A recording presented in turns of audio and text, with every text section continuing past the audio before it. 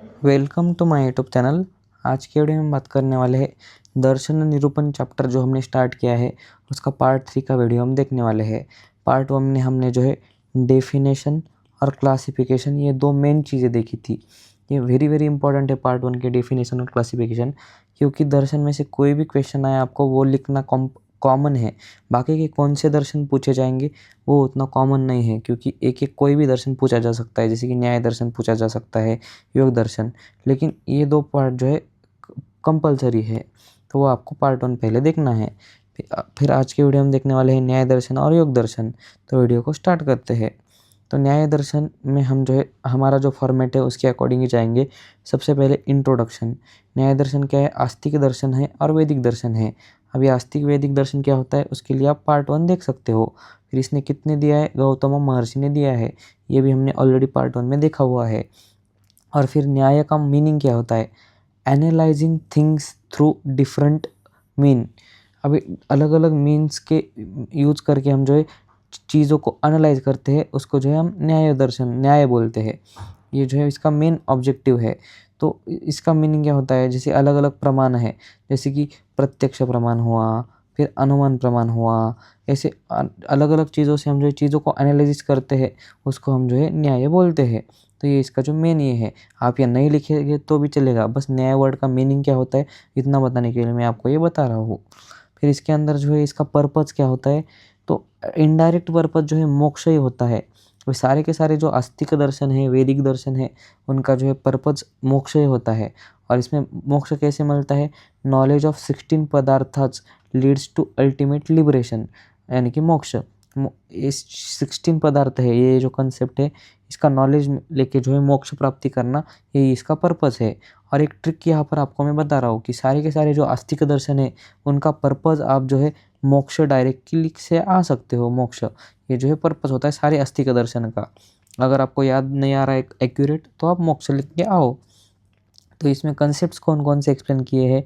षोडश पदार्थ यानी कि 16 पदार्थ, और चतुर्विध प्रमाण जो 4 प्रमाण है पार्ट 2 में हमारे, प्रत्यक्ष, अनुमान, उपमान और शब्द, ये जो है इसमें एक्सप्लेन किए हैं। ये दोनों जो है इम्पॉर्टेंट कंसेप्ट है। लेकिन द्वादश प्रमेय और आरंभवाद ये दो चीज़ें भी इसने एक्सप्लेन की है, लेकिन उतनी ज़्यादा डिटेल में पढ़ने की ज़रूरत नहीं है, ज़्यादा इंपॉर्टेंट नहीं है। आप ऊपर ऊपर से सिर्फ नाम देख सकते हो द्वादश प्रमेय का और आरंभवाद का। फिर एक एक कंसेप्ट को भी हम डिटेल में देखते हैं। सबसे पहले है षोडश पदार्थ यानी कि 16 technical terms to get knowledge. अभी जैसे षड पदार्थ होता है वैसे ही इसने बोला है कि षोडश पदार्थ यानी कि 16 पदार्थ। तो वो 16 पदार्थ के हमको जो है ऊपर ऊपर से नाम दिखने हैं, और मैं जो आपको 4-5 इंपॉर्टेंट बोल रहा हूँ उतने आपको नाम थोड़ी डिटेल में आने चाहिए। सबसे पहले है प्रमाण। प्रमाण यानी कि इंस्ट्रूमेंट्स टू गेट नॉलेज, जो कि पार्ट 2 में हमको पता है प्रत्यक्ष प्रमाण, अनुमान प्रमाण, ऐसे प्रमाण अलग अलग है, इनको जो है प्रमाण बोलते हैं। प्रमेय, फिर सिद्धांत और हेतुआभास, ये 4 नाम है। ये आपको बाय हार्ट होने ही चाहिए 4 नाम, और उनका मीनिंग क्या है उतना बाय हार्ट होना चाहिए। हेतुआभास जो है अनुमान प्रमाण में बहुत डिटेल में बताया गया है हेतुआभास। तो ये 4 नाम आपको परफेक्टली बाय हार्ट होने चाहिए। और बस एग्जाम में बस थ्योरी के लिए आप जो है कुछ एक्स्ट्रा नाम भी बाय हार्ट कर सकते हो, जैसे कि संशय, संशय यानी कि डाउट, प्रयोजन यानी कि पर्पज, दृष्टांत यानी कि इलस्ट्रेशन, अवयव यानी कि कंपोनेंट्स, तर्क यानी कि लॉजिक, निर्णय यानी कि कंक्लूजन, फिर वाद यानी कि आर्गूमेंट, जल्प यानी कि कंट्रोवर्सी, वितंड यानी कि ऑब्जेक्शन, चल, जाति, निग्रह, स्थान। ये बाकी के जो है कुछ कुछ 4-5 नाम, अभी टोटल 16 है। 16 में से आप 8 से 10 भी लिख के आए एग्जाम में, और ये 2-3 थोड़े 2-4 लाइन में एक्सप्लेन किए ये सिद्धांत, प्रमाण, हेतुआभास, तो उतना चलता है। तो आपको इतना षोडश पदार्थ में करना है, 4-5 नाम बाहर करने हैं और 2-3 को एक्सप्लेन करके आना है डिटेल में। फिर उसके बाद में जो है चतुर्विध प्रमाण है दूसरा कंसेप्ट। ये वेरी वेरी इंपॉर्टेंट कंसेप्ट है, क्योंकि पार्ट 1-2 में जो है ये आपको बहुत डिटेल में पढ़ना है। चतुर्विध प्रमाण, 4 प्रमाण जो कि इंस्ट्रूमेंट से नॉलेज गेन करने के लिए। कौन कौन से हैं? प्रत्यक्ष, अनुमान, उपमान और शब्द। अभी प्रत्यक्ष प्रमाण का मीनिंग क्या होता है? अभी ये मैंने श्लोका जो है न्याय दर्शन ने दिया है। ये श्लोका क्यों लिखा है? क्योंकि आप इतना सा श्लोका जो 4 नाम बाय हार्ट करने हैं उनका ही एक श्लोका लिख के आ सकते हो, तो आपका पेपर जो है थोड़ा अट्रैक्टिव दिखेगा, इसीलिए मैंने ये श्लोका यहाँ पर लिखा है। सबसे पहला है प्रत्यक्ष प्रमाण, यानी कि direct perception through sense organs. अभी सेंस ऑर्गन्स की हेल्प से हमको जो नॉलेज मिलता है उसको हम प्रत्यक्ष प्रमाण का नॉलेज बोलते हैं। जैसे कि सेंस ऑर्गन यानी कि identifying smell using nose, nose का यूज़ करके कोई तो स्मेल का नॉलेज लेना, या फिर आंखों से कुछ तो कलर देखना, ऐसी जो सेंस ऑर्गन का यूज़ करके जो है उनको हम प्रत्यक्ष प्रमाण मिलते हैं। पार्ट 2 में आप इसको डिटेल में देखोगे। उसके बाद में अनुमान प्रमाण है। वे प्रत्यक्ष प्रमाण से देखने के बाद आप लॉजिकल इन्फ्रेंस करते हो हेतु को देखने के बाद, तो उसको जो है अनुमान प्रमाण बोलते हैं, जिसको हम गेस भी बोल सकते हैं हमारी लेम लैंग्वेज में। फिर identifying fire by seeing smoke, smoke हमने इधर पे देखा, तो स्मोक क्या है, हेतु है, तो इसको देख के हमने जो है अनुमान प्रमाण से नॉलेज क्या मिला कि वो जो है फायर है, हमको वो पता चला, यानी कि हम इधर पे गेस किया स्मोक को देख के, तो इसको जो है अनुमान प्रमाण बोलते हैं। फिर उपमान प्रमाण, वे knowledge we got based on similarity. भाई सिमिलैरिटी हम बोलते हैं ना, ये चीज़ ऐसी दिख रही है, जैसे कि हम बोलते हैं star fish looks similar to star. अब स्टार ऐसे दिखता है और स्टार फिश भी ऐसे ही दिखती है, तो हम सिमिलैरिटी के बेसिस पर हमने जो नॉलेज लिया उसको हम उपमान प्रमाण बोलते हैं। ये भी आप जो है पार्ट 2 में डिटेल में देखोगे। फिर शब्द, अभी शब्द को जो है आप आप्तोपदेश के साथ थोड़ा सा कंपेयर कर सकते हो, जो कि पार्ट 2 में है। शब्द यानी कि वर्बल एडवाइसेस गिवन बाय आचार्य, हमारे जो आचार्य है, आचार्य चरक, सुश्रुत, इन आचार्यों ने जो हमको बताया नॉलेज, उसको ही हम जो है शब्द के अंदर कंसिडर कर सकते हैं। तो ये हुआ चतुर्विध प्रमाण। फिर द्वादश प्रमेय, ये एक कंसेप्ट है। अभी ये कंसेप्ट के अंदर जो है प्रमेय यानी कि objects of getting knowledge, knowledge मिलने का आपको ऑब्जेक्ट क्या है उसको हम जो है प्रमेय बोलते हैं। तो ये टोटल कितने होते हैं, 12 होते हैं अकॉर्डिंग टू न्याय दर्शन। तो न्याय दर्शन के अकॉर्डिंग ये टोटल 12 होते हैं। तो हमने जो है 12 में से जो है 4-5 नाम आप जो है ईजी वाले बाय ऐड कर सकते हो, जैसे कि आत्मा यानी कि सोल, शरीर यानी कि बॉडी, इंद्रिय यानी कि सेंस ऑर्गन्स, अर्थ बुद्धि, मन, फल दुख, दोष, इन चीज़ों को आप जो है बाय ऐड कर सकते हो। ज़्यादा डिटेल में जाने की ज़रूरत नहीं है, सारे के सारा 12 के 12 बाय हार्ट होने की भी ज़रूरत नहीं है। आप इतने 4-5 लिख के आ सकते हो, उसके बाद में ईटीसी लिख के आ सकते हो। फिर ये द्वादश प्रमेय हुआ।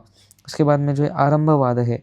आरंभवाद में क्या होता है कि एक कोई तो समझो एक चीज़ है ऐसी बड़ी, तो वो जो है कम्प्लीटली डिस्ट्रॉय हो जाती है, ऐसी छोटी छोटी छोटी छोटी चीज़ों में, अलग अलग चीज़ों में कम्प्लीटली डिस्ट्रॉय हो गई, और उसके बाद में उससे जो है एक नई चीज़ बनती है। ये पहली चीज़ हुई, ये कम्प्लीटली डिस्ट्रॉय हुई, और इसके बाद में दूसरी चीज़ बनी, ये जो है आरंभवाद में बोला गया है। तो सिंपली क्या है, previous thing is completely destroyed and new thing is formed during transformation. तो ये जो है इसका आरंभवाद का डेफिनेशन है। अभी एक जगह पे हमने देखा कि पहली चीज़ से दूसरी चीज़ बनती है, लेकिन ये उसका अलग है। ये जो है पहली चीज़ पूरी ख़त्म हो जाती है, डिस्ट्रॉय हो जाती है, फिर दूसरी बनती है, और इसको आप डिटेल में कहाँ पर पढ़ोगे, कार्य कारण सिद्धांत में पढ़ोगे। फिर दूसरा हमने आज का टॉपिक है वैशेषिक दर्शन। इसका भी सेम इंट्रोडक्शन है। आस्तिक दर्शन है, वैदिक दर्शन है, दिया किसने है, कनद महर्षि ने दिया है। अभी कनद महर्षि कौन है, इंडियन एटॉमिक साइंस थ्योरी के जो है फादर है वो। तो वो कनद यानी कि कन, कन जो वर्ड है इसका मीनिंग होता है एटम, तो आप इससे याद कर सकते हो, और इसकी वजह से उनका नाम कनद है। कन को जो है एटम बोलते हैं इंग्लिश के अंदर। फिर इसका मीनिंग क्या होता है वैशेषिक दर्शन का, वैशेषिक यानी कि विशेष, यानी कि ये जो है डिफरेंट है। अदर जो दर्शन है बाकी के संख्या दर्शन, योग दर्शन, उनसे थोड़ा सा विशेष है, अलग है, इसलिए इसको जो है डिफरेंट बोलते हैं, विशेष बोलते हैं। फिर इसका भी पर्पज़ क्या है, मोक्ष प्राप्ति, और मोक्ष प्राप्ति थ्रू षड पदार्थ। अभी हमने जो है न्याय दर्शन में देखा मोक्ष प्राप्ति तो षोडश पदार्थ, यानी कि 16 पदार्थ था उधर पे, लेकिन इधर 16 नहीं, इधर 6 है। षड पदार्थ की हेल्प से हमको जो है मोक्ष प्राप्ति। और मैंने ट्रिक ऑलरेडी बताया कि सारे के सारे जो आस्तिक दर्शन है उनका जो एम क्या होता है, पर्पज़ क्या होता है, मोक्ष प्राप्ति। और इसके अंदर कंसेप्ट कौन कौन से एक्सप्लेन किए हैं, षड पदार्थ, षड पदार्थ वेरी वेरी इंपॉर्टेंट कंसेप्ट। और आगे PV1 में आपको पूरा का पूरा षड पदार्थ ही देखने हैं इस चैप्टर के बाद में। फिर परमाणुवाद, असत कार्यवाद, ये जो है ऊपर ऊपर से आप देख लो। पिलुपाकवाद ये इंपॉर्टेंट नहीं है, बस इन्होंने दिया है, आप इतना ही ऐड कर लो और बस लिख के आओ कि पिलुपाकवाद इज आल्सो एक्सप्लेन्ड बाय वैशेषिक दर्शन। फिर ये 4 कंसेप्ट जो इन्होंने एक्सप्लेन किए हैं, जिसमें से सबसे इंपॉर्टेंट है षड पदार्थ और परमाणुवाद, और असत कार्यवाद ऊपर ऊपर से कर सकते हो आप। तो एक एक को देखते हैं। सबसे पहले है षड पदार्थ। षड पदार्थ का इनका श्लोका है, वैशेषिक सूत्र स्थान के अकॉर्डिंग इनका श्लोका क्या है, द्रव्य गुण कर्म सामान्य विशेष समवायानाम पदार्थानाम। आगे का और पीछे का मैंने गायब कर दिया है, क्योंकि आपको इतना बाय हार्ट हो सकता है और इतना श्लोक का भी आप लिख के आओगे तो आपका जो है इंप्रेशन अच्छा पड़ेगा एग्जामिनर पे। और ये षोडश पदार्थ कौन से है, द्रव्य गुण कर्म सामान्य विशेष समवाय। इनका इंग्लिश मीनिंग क्या है, सब्सटेंस, द्रव्य यानी कि सब्सटेंस, गुण यानी कि वो सब्सटेंस की प्रॉपर्टी, उसका एक्शन क्या है उसको कर्म बोलते हैं। सामान्य यानी कि वो सिमिलर, किससे सिमिलर है वो बोलते हैं। विशेष यानी कि डिफरेंट यानी कि पर्टिकुलर, वो किससे डिफरेंट है एग्जाम्पल के थ्रू भी देखेंगे। और समवाय यानी कि इनहेरेंट रिलेशन बिटवीन अबव 5 पदार्थ। ये जो 5 हमने देखे इनका जो इनहेरेंट रिलेशन है उसको हम जो है समवाय बोलते हैं। तो एक एक का एग्जाम्पल देखते हैं। अगर एग्जाम्पल में हमने जो है द्रव्य के अंदर घी को लिया, तो घी कैसे होता है, उसका गुण क्या होता है, स्निग्ध होता है यानी कि अनक्षस होता है। और वो कर्म क्या करता है, वात को कम करता है और कफ को ज़्यादा करता है, ये उसका कर्म है। अभी सामान्य यानी कि हमारा जो घृत है दोनों ये भी स्निग्ध होता है और जो कफ है वो भी स्निग्ध होता है। तो दोनों सेम क्वालिटी सिमिलर आई तो वहाँ पर इंक्रीज होता है, यानी कि घृत खाने के बाद हमारा कफ जो है बढ़ता है, ये हमको जो है पता है। फिर उसके बाद में जो है विशेष यानी कि वात जो है रुक्ष होता है और कफ घृत जो है स्निग्ध होता है। तो ये दोनों मिलके घृत ये स्निग्ध है और ये जो है दोनों ऑपोजिट है, स्निग्ध और रुक्ष दोनों जो है ऑपोजिट है। तो ऑपोजिट होकर जो है वात जो है कम हो जाएगा, क्योंकि वात रुक्ष होता है और ये स्निग्ध होता है। जैसे ठंडा पानी में गर्म पानी डालने के बाद वो उसका जो टेम्परेचर कम होता है, वैसे ही स्निग्ध रुक्षता के अंदर अगर स्निग्धता डाली तो वो कम हो जाता है। और वो समवाय तो हमको पता है, जो 5 चीज़ें हैं उनका इनहेरेंट रिलेशन को हम जो है समवाय बोलते हैं। फिर दूसरा कंसेप्ट है परमाणुवाद, एटॉमिक थ्योरी। इसमें बस सिंपल बोला है कि everything is made up of परमाणु यानी कि एटम्स। और परमाणु जो है इटर्नल होते हैं, यानी कि उनको कोई भी डिस्ट्रॉय नहीं कर सकता है। इनविजिबल होते हैं, इंडिविजुअल होते हैं। इनविजिबल वहीं तो आँखों से हमको दिखते नहीं है। इंडिविजुअल यानी कि एक छोटा जो परमाणु है उसको हम जो है डिस्ट्रॉय नहीं कर सकते हैं, वो उतना ही रहता है। उसको जो है हम डिवाइड भी कर नहीं कर सकते हैं, डिविजिबल। फिर पिलुपाकवाद। ये पिलुपाकवाद जो है ज़्यादा इम्पोर्टेंट नहीं है, लेकिन आप देख लो बराबर से। थ्योरी ऑफ एटॉमिक ट्रांसफॉर्मेशन बोलते हैं इसको। पिलु यानी कि एटम और पाक यानी कि heat. When atoms come in contact with heat transformation occur. जैसे कि राइपनिंग ऑफ मैंगो, अभी कच्चा मैंगो है समझो ऐसे, तो उसको जो है हीट में रखा हमने, गर्मी में लिखा, तो वो जो है पका हुआ बन जाता है मैंगो। तो वो जो है क्यों हो रहा है, पिलुपाकवाद की वजह से हो रहा है। और ये आप डिटेल में देखोगे कहाँ पर, आपका जो है सामान्य कार्य कारण सिद्धांत, ये जो चैप्टर है उसके अंदर आप जो है ये वाद डिटेल में देखोगे। फिर असत कार्यवाद भी है, theory of non existence cause. ये जो है आरंभवाद के जैसा ही है। जैसे कि कार्य यानी कि product is formed after complete disintegration of कारण कॉज। अभी समझो कॉज है यानी कि कोई तो चीज़ है समझो, वो जो है कंप्लीट वो जो है डिसइंटीग्रेट हो जाएगी और उसके बाद से ये जो है कारण है समझो, कारण जो है कंप्लीट डिसइंटीग्रेट हुआ, उसके बाद में जो है उसने जो है कार्य यानी कि नया कुछ तो ऐसा प्रोडक्ट बनाया यानी कि कार्य है ये। तो कार्य कारण का जो है कंप्लीट डिसइंटीग्रेशन होने के बाद जो है कार्य बनता है, इसको ही हम जो है असत कार्यवाद बोलते हैं। और ये जो है डिटेल में आपको देखना है कार्य कारण सिद्धांत के अंदर। यहाँ पर मैंने बस इंट्रोडक्शन के लिए बताया है, क्योंकि ये जो है वैशेषिक दर्शन ने एक्सप्लेन किया है। तो आज की वीडियो में इतना ही। हमने जो है टोटल 4 दर्शन कंप्लीट कर लिए हैं आस्तिक दर्शन के। इसके बाद में और 2 से 3 वीडियोज़ आएंगे इस चैप्टर से रिलेटेड। तो आज की वीडियो में इतना ही। आपको नोट चाहिए तो टेलीग्राम चैनल ज्वाइन करो, इंस्टाग्राम ज्वाइन करने के लिए लिंक डिस्क्रिप्शन में करो।